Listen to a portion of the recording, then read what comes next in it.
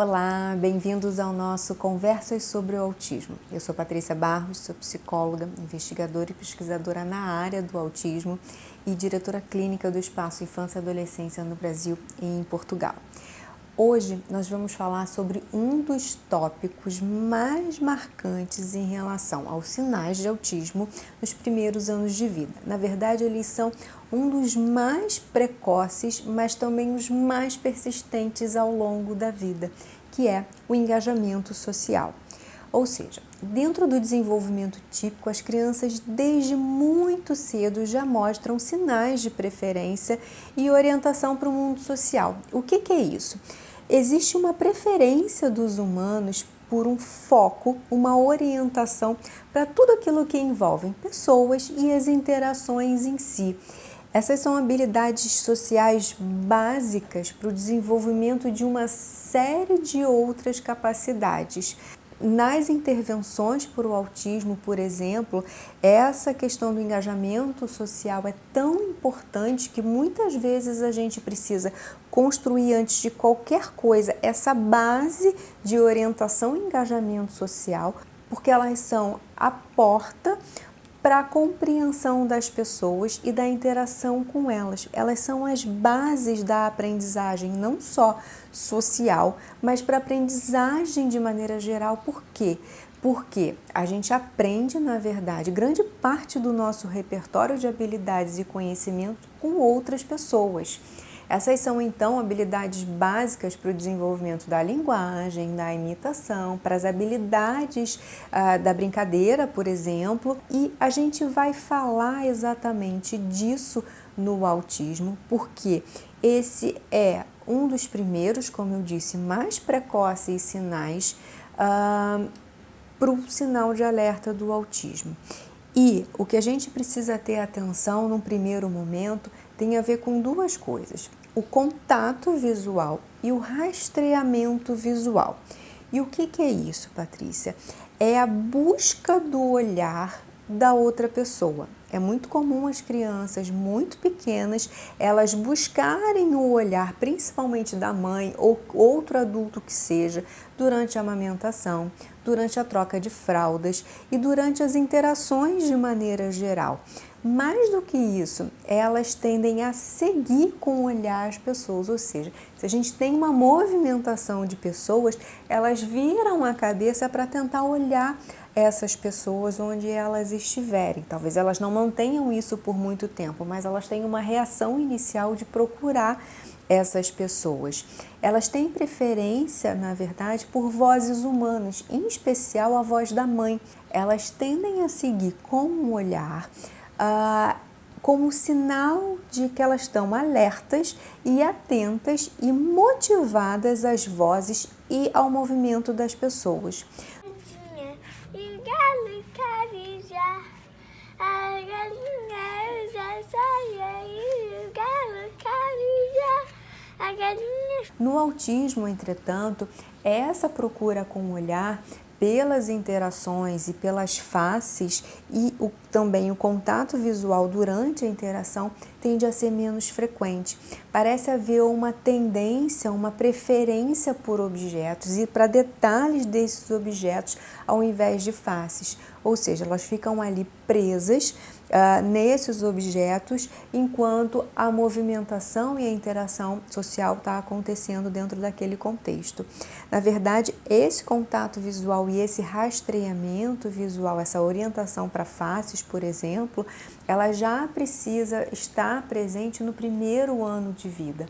Muitos estudos de acompanhamento de crianças com risco do autismo, mesmo antes de 1 ano, por exemplo, é comum que a gente acompanhe irmãos de crianças com autismo, porque a gente sabe que eles têm uma chance maior de também terem autismo. Eles envolvem um mecanismo, uma metodologia que se chama eye tracking, ou seja, ela vai monitorar o direcionamento visual para saber se a atenção da criança tende a ser para as orientações sociais, ou seja, esse é realmente um marcador muito precoce. Algumas questões, por exemplo, quando a gente tem essa dificuldade, esse não rastreamento visual de vozes, sons e mesmo de interações, algumas crianças, por exemplo, têm suspeita, inclusive, de questões auditivas. Por quê?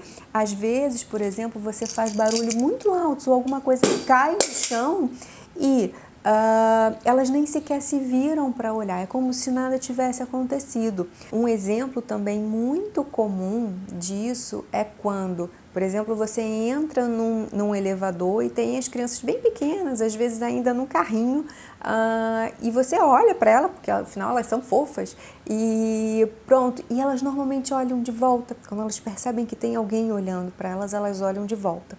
Ou mesmo ainda se você não olhar, elas normalmente tentam virar a cabeça para ver se tem alguém, quando tem alguém falando, então elas tentam procurar. Mais ainda, se você sorrir para elas, a tendência muito comum é que elas sorriam de volta. No autismo, tudo isso tende a acontecer com menor frequência. E o que a gente precisa saber no autismo, quando a gente vai gerar oportunidades e observar a resposta da criança, é saber como é que a criança direciona essa atenção social. Algumas crianças, às vezes na porta da clínica ou na porta da sala do hospital onde eu faço a avaliação, elas passam por mim como se eu nem existissem. Eu falo com elas, eu abaixo, eu tento voltar para o olhar e eu não estou ali. É um olhar que muitas vezes passa por você, que te atravessa e que não faz esse contato na busca de engajamento ou na resposta do engajamento social. Tentem, por exemplo, quando a criança não estiver muito hiperfocada em alguma coisa, peçam para o adulto, outra pessoa ou até mesmo vocês ficarem de frente para ela, falando algo, se movimentem e vejam se ela segue esse movimento. Peçam para ela sorrir para essa criança, para esse adulto sorrir para essa criança e vejam se ela sorri de volta. Tentem também chamá-la pelo nome algumas vezes para ver se ela atende. Não só o sorriso, mas vejam se elas também tendem a, nessa resposta do sorriso, ou quando vocês falam com ela, tendem a fazer expressões faciais condizentes com aquilo que o outro faz. Muitas vezes você está sorrindo para a criança e ela sorri para você, mas se você para sorrir e faz uma cara feia, a tendência esperada é que ela pare ali de sorrir também, porque ela vai também espelhando a expressão facial na maioria das vezes. É claro que, por exemplo, nem todas as crianças ditas de desenvolvimento típico, como eu disse, atendem quando a gente chama pelo nome. De maneira geral, elas atendem ali em torno de 70% das vezes. Façam tentativas de chamá-las pelo nome. Tentem 3, no máximo 4 vezes com algum espaçamento. As crianças já são capazes de responder pelo nome ali por volta dos 7 meses de idade, por exemplo. Júlia. Por isso, os sinais de orientação social são tão importantes. E, Patrícia, para resumir, o que é importante a gente perceber? A frequência do contato visual. Se ela fica a maior parte do tempo olhando e movimentando o olhar entre os olhos e nariz, nessa área de cima da face da outra pessoa, por exemplo, o que às vezes nem sempre é tão fácil de perceber, principalmente se tratando de crianças pequenas, mas com uma visão mais acurada, eu acho que os pais conseguem, à medida do caminho, irem percebendo melhor isso.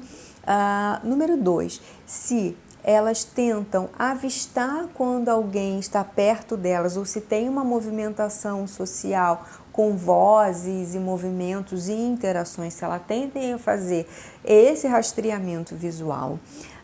Se quando alguma coisa cai ou algum barulho mais alto acontece, se ela tende a procurar aquilo com um olhar também, ou se ela se vira, ou se ela leva um susto, seja o que for, se ela tem alguma resposta a isso.